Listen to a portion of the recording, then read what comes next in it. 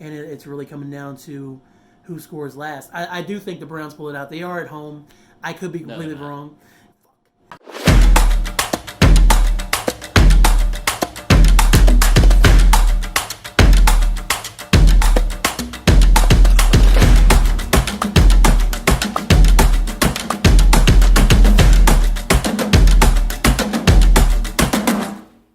What's up, everybody? That's Anthony Sellers. And that's Kellen Conley. And this is Browns in Our Blood. Browns get the win. That's right. Big win at home against Cincinnati. Anthony, let's just get right into it. How you feeling?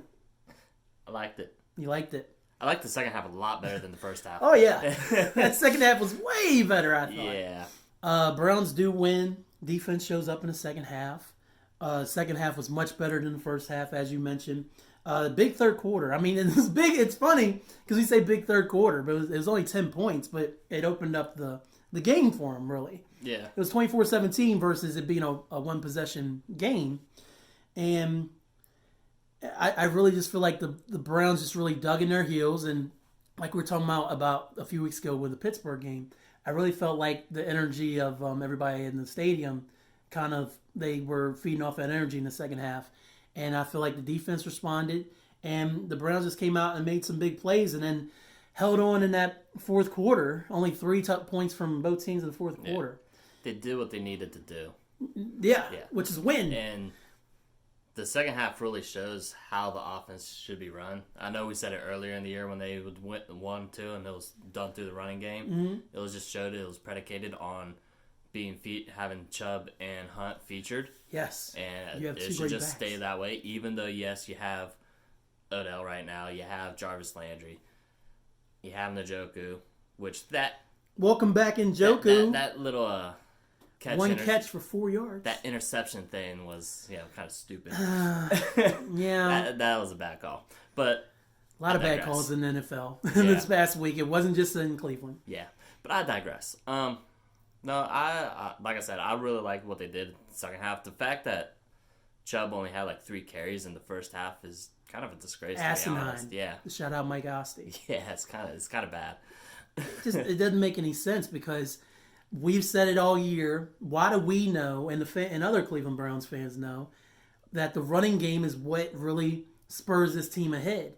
And when they go out there and they just get away from it and let Baker throw and go for everything else and just get away from what the game plan should be, which is you use Chubb and you use Kareem Hunt and you use Landry and Njoku and Odell when you can. When you actually stick with the game plan, there's success. And when there's not, when you go away from it, then you struggle. And the Bengals, yes, they're 1-12. They have 1 win, but they look a little rejuvenated. They got Andy Dalton back. The team is clicking a little bit better. They've been together all season. Joe Mixon had himself a game. Oh, my goodness. He had, 186 total yards or something like that? It was ridiculous. 146 on the ground, and he had 40 catching. So 186. That's incredible. Yeah. Good job by you, buddy. Yeah, Stat man. Yeah, it just goes to show you that if they stick to the game plan, they should be in any game because the defense is holding, Like...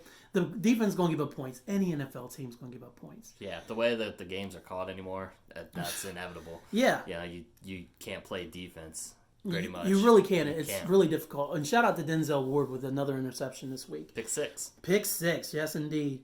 I feel like that actually kind of helped get them going because... It swung the momentum. Yeah, swung the momentum a lot. Mm-hmm. I mean, like I said, you already talked about Chubb. Baker only had 192 yards throwing. He was 11-24, and I'm not a stat man.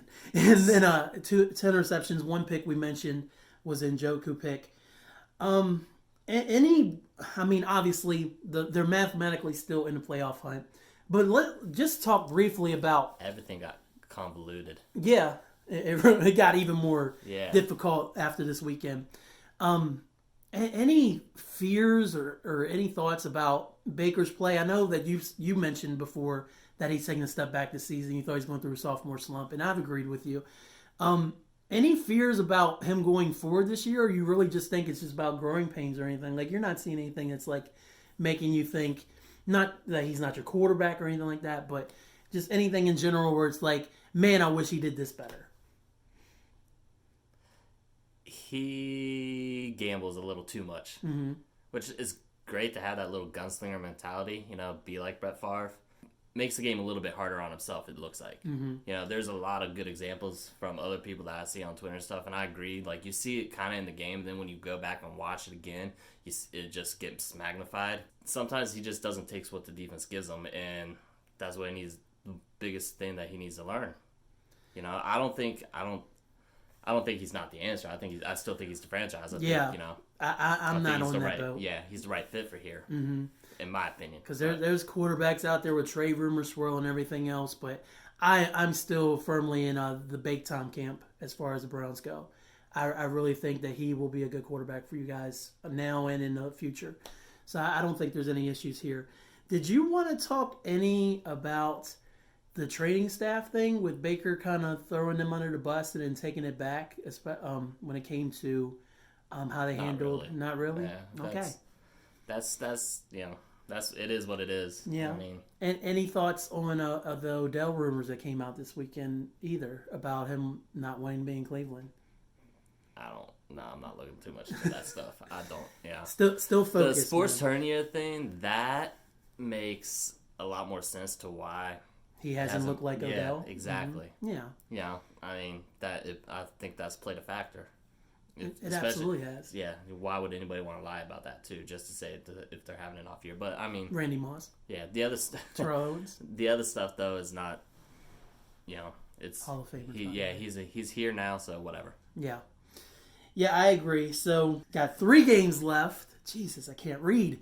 No, he can't. I cannot read. 3 games left as y'all round out this season. And it hasn't been what we wanted it to be. Obviously, we all were. I predicted 13-3. Abe did 10-6. You were around the same area with Eric. 5, I think. So the Browns are 6-7.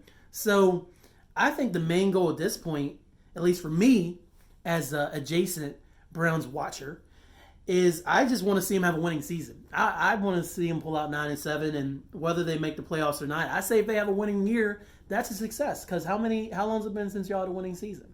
2007? 7, I think. 10-6 with Derek Anderson.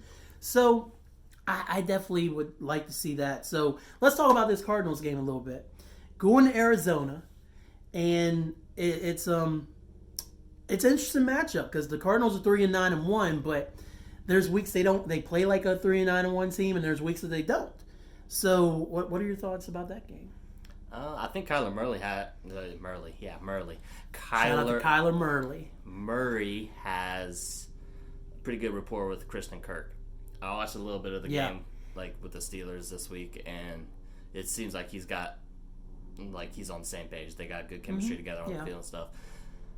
Fitzgerald scares me. Always. David Johnson, you don't know what's going to happen with him. You really don't. He's really fallen off the map. Yeah. Because he was a beast, and they had the injuries, and then the injuries went away. I mean, not the injuries went away, but he's come back, and he just hadn't looked like that same back that was great in fantasy. Or great on the field, really. You wonder if they're misusing him, too, somehow. You know what I mean? But I wonder if I expect to win just because their offensive line isn't that good, and I think even with our defensive line being mostly backups at this point, I still think they're going to manhandle them. Yeah. So you're expecting them to handle it with ease and everything? Yeah. I'm expecting another win. I'm expecting to win. Let me say that first and foremost. I don't expect to be a manhandling, though. I could see this being a high-scoring game, honestly. The Browns' defense could... it's a good defense. I don't want to take anything away from Browns' defense. Shout out to you, Steve Wilkes. I know I trashed you before. But it could get in one of those cases where Kyler is... he just makes a difference, and y'all are in a 24-27 game by the third or fourth quarter. And it's really coming down to who scores last. I do think the Browns pull it out. They are at home. I could be completely wrong. Fuck. They're in Arizona. The Browns are on the road, so being on the road could affect how the defense travels, everything. The game is a 4 p.m. kickoff, so it's in the late games. I think they'll win, though, and then they'll just continue to hopefully get closer to that 9-win mark that we're looking at. Yeah. I do think, too, like, Kendall Lamb started at right tackle this week, and he played a lot better than what Chris Hubbard, because Chris Hubbard constantly gets bulldozed. You saw it a lot in the Pittsburgh game, and Kendall Lamb was actually holding his own in the pass pro, so I think that's going to play a factor. You know, the protection. Yeah, the protection will help out, as long as it stays like that, you know. And they got to get to the run game early, man. Yeah, that's the other thing. They gotta, like, they should just go ahead and just focus it all around Chubb and Hunt. Yes. Like, we've been saying that all season. I know it sounds like a broken record, but it is what it is. It is what it is. That's how you gotta win games. I mean, that's, you know. That's what y'all need to do to win. And Kareem Hunt had 9 touches for 28 on the ground, and Chubb only had 15 carries. I need Chubb to be. He still had over 100 yards. He still had 100 yards. Yeah, I don't want to take away, and that's another perfect stat. It is 106, ladies and gentlemen. But yeah, I want to give him 20 plus carries, and I'd like to see Hunt with like 15 carries, honestly. And I don't want to see another first half where there's no running game. You know? Yeah, really. And I feel like the running game opens everything up. That's a natural football thing. And Jarvis is just having a great year. And if you can slide Odell in there too, I think you'll be all right. Yeah. I mean, Odell still has a shot at having a 1,000-yard season. Which is crazy. Yeah, given everything that's going on. I know. I mean, he honestly has come to Cleveland and been a model citizen other than this last week with the sports hernia, and that's an injury. So there's a Fanduel League this week. Your winner was not me. Was not Anthony. It was not Kellen. It was not me. It wasn't Eric. And just a public service announcement. Eric Jordan is still in the IR. He probably will not be seen for the rest of the regular season. If the Browns make the playoffs, maybe he can come back in January and do some stuff with us. But more than likely, we're looking until the off season before you see Eric again. So he's okay. He's recovering nicely, but he just can't do the show right now. So we miss you, Eric. Hopefully, I'm not butchering everything and putting people in the wrong places and everything too much. So Johnny Harmonic won with 118 points. Eric came in second. He's still playing FanDuel because he can do that from his phone. He doesn't have to go anywhere to do that. And then Anthony was third. I was fourth with 107. So looking at our leaderboard for the total scores, Anthony's still in first. So it looks like Anthony is going to be your Browns in our blood. 50 points. Yeah, you got 90 points? Nice. No, it's way more. You got about 70. 35. Yeah, 70 points. It's looking like this guy's going to be our Browns in our blood Intercontinental FanDuel champion this year. He's going to get that belt from Eric. Second is MONSTALUNG. And then I came back in third, so I'm now ahead of Gary. Take that, Gary. I know you're watching. I want that third place trophy. Wow. So if you want to play FanDuel with us, the links are in the description. You can join us for $2 a week. 6 slots are open. If the interest is higher than that, we can open up more slots. So come play FanDuel with us. See if you can beat Johnny Harmonic, because we've had a lot of trouble doing that other than he's Anthony. Got like 4 or 5 wins this year. Yeah. If he would play every week, he would definitely crush us. Yeah, Johnny has 4 wins this year. If he played every week, he would be in the lead. Yeah. By far. Johnny has 4 wins. You have 4 wins. Eric has 3. I have 1. And then Mischievous has 2. And Gary has 1. And I thought Lane won a couple times. Maybe Lane just came out of nowhere a couple times. So definitely play with us on FanDuel. It's a lot of fun. We like to talk smack to each other. And then also, you're watching this on MONSTALUNG Sound Vision. Excuse me. Also, you're watching this on MONSTALUNG Sound Vision. Make sure you subscribe and like and comment, and love the comments. Always get at least a few in there, and then Eric's in there commenting, Anthony gets in there. I check them out, see if there's anything I can contribute. So please keep commenting.